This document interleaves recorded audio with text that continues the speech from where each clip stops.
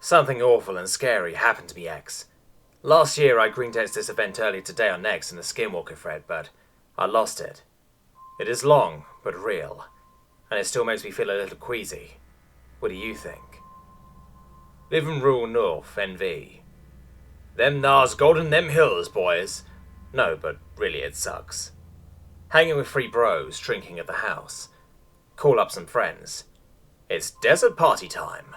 Drive into nowhere, on a dirt road, so we can shoot targets and shit, and listen to obnoxiously loud music. 30 miles of driving. Completely stark, barren desert. The dirt road ends at no significant location. Well, that's weird. A bunch of other gays meet us there. There are some hot-ass girls too. Oh lord. We set up tables and chairs, get the bumpiness car stereo going. Everyone is drinking and firing rifle into the hills. Shit is so cash. The girls hate the guns and are generally worthless. Some half-dozen weed-smoking members of our cohort nib off to smoke a blunt. Need to go to the top and tallest nearby hill to acquire best smoking spot. Get to the top. The hill overlooks the valley, and on the side opposite us, holy shit. There is an older structure in the distance, maybe half a mile. It looks like a farmhouse. It's exploring time, son. Gather everyone. This is going to be so awesome. It is still early evening, still light out. As the entourage gets closer to the farmhouse, it becomes clear that it is really fucking spooky skeletons. The females are too scared to enter the unholy Bastilia because of the front door. Pig related. Jesus fucking Christ. It is a 1940s era 2-story, very fancy farmhouse. Everything is thrown all over the place. It is absolutely covered in rat shit and decades of undisturbed dust. However, what is disturbing is that everything is still there. Pillows, blankets, chandeliers, books, furniture, pictures, paintings, even an old film reel projector and screen. These people were obviously very wealthy, but in 70 years, the property has been pillaged, but none of this shit was stolen, sold at auction, destroyed, retrieved by friends or relatives. The antique car still rusting in the ground out front with all their parts still on. Old school, mint green refrigerator with door open, desiccated, moldified, ancient food remains. No, this is not right at all. How did this happen? Start to get creeped out. Wardrobes filled with World War II era looking clothing. I do not know the significance of the farmhouse with the story. The thing is, I felt like the farmhouse was a very bad place for reasons I did not really understand. I mean, nothing bad happened at the farmhouse, it was just a little odd, but absurd shit went down that night and it started with the farmhouse. It went from drinking beers and having a good time to freaking the fuck out. The sun was starting to go down, so we needed to get back to party camp. Barbecue time, whipping burgers and steaks up on the grill. Oh my god, that shit is delicious. My friend Dan has lived down the street from me our whole lives. Essentially, we have known each other since elementary school. Dan is fat, but funny, so it is tolerable. He comes up to me and quietly says that he wants to go home. I try to get him to tell me what is up, but he doesn't give me a straight answer. I am sure he was right spooked by the farmhouse like I was. Eating jello off a lolly's stomach, so don't really give a shit. Today was a good day after all. Brought lots of cut wood. Bro number 2 and I get the bonfire going. The light of the bonfire illuminates someone fucking walking towards us in the desert. They aren't even walking along the direction of the road. Everyone essentially shits their pants, turning the music off and scrambling, thinking it is an axe murderer or, even worse, a cop. It is just this fucking dude in a hoodie, walking in the middle of the pitch black desert.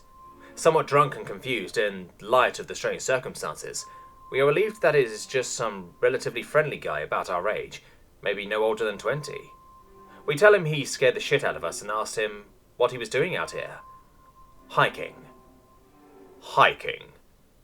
Do you know how creepy that is? Someone says, referencing the fact that he was walking around randomly in the deserted plains, in the dark, by himself. Yeah, he's the Creepster. We made several jokes calling him the Creepster, but he seemed like a quiet but good-natured fellow and laughed with us. We asked him to hang out with us and got him a beer. He had sort of strange mannerisms, like a drug burnout and a scar on his mouth like a cleft lip scar or something. I'm so fucking stupid. The whole time, The hoodie guy is acting in a strange way, like he's waiting at the DMV or sitting in a dentist's office or something. I don't know how else to describe it. I remember thinking that he is probably just awkward. It starts to sink in for me, maybe 20 minutes later, that something incredibly wrong is going on. I start to feel panicked. I start to pack my shit anyway. It is past midnight and some people have already left. I tell bro number 2 that we were about to oust this joint and that we should smoke before we hit the road. I tell him to get Dan because he is always down to smoke. Dan is completely missing. Where the fuck is Dan?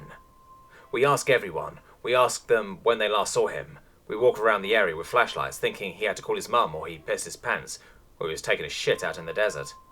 We blow up his phone with calls and text messages to no response. He was not. Bro number 2 and I drive around honking with the bright lights on, trying to locate him. We've been looking for him for 45 minutes. Dan is gone. We hope, we pray, that Dan was serious about going home and got a ride with one of the gays who left earlier. Now we really need to leave. Right now we can drop by his house to see if he is there. For some reason, everyone assumes that we will take care of Hoodie Guy. They get in their cars and say goodbye. I am the driver, and I would feel like an asshole leaving Hoodie Guy out in the fucking desert. How would he get home? How did he get out here? How did he get out here? I offer to give him a ride.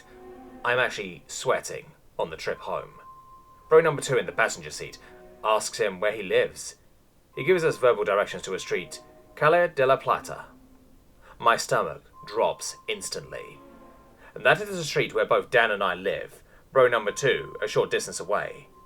Holy fucking shit. We say nothing. There is no, oh wow, we live there too, or how long have you lived there? The rest of the ride is silence.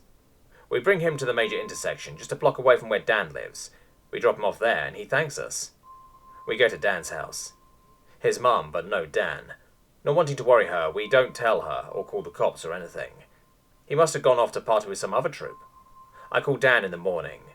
I think it was one of the most emotional conversations I have ever had in my life. I was literally in tears. I don't know why. It wasn't sadness. Dan's story is as follows. He watched us leave the party camp last night.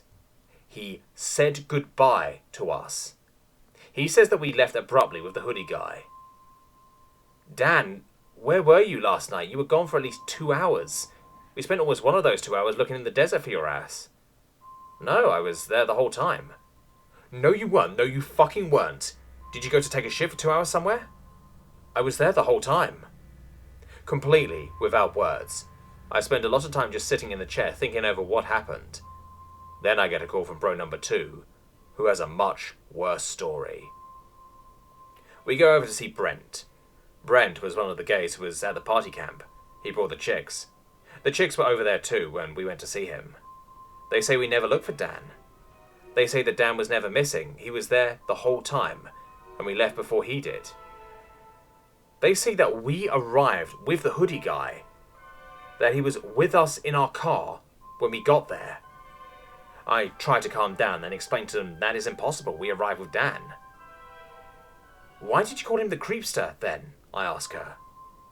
I don't know. He was just really quiet and had that weird scar. No, you fucking saw him walk out of the desert. He walked out of the pitch black darkness. You were fucking there. Bro number 2 and I are yelling at the top of our lungs. They don't seem to understand what we are so upset about. They keep telling us to calm down. They do not remember how strange it was that he was in the middle of the desert. He came with you. Dan does not really ever hang out with us anymore. He was always a fun guy to be around. His mum says he is going through some personal struggles, but since March 2012, he does not really even talk to me or bro number 2. Sometimes I wonder if my friends have some sort of amnesia or collective blocking. Sometimes I wonder what happened to Dan when he was gone for 2 hours. Sometimes I wonder if the hoodie guy was a fucking human being.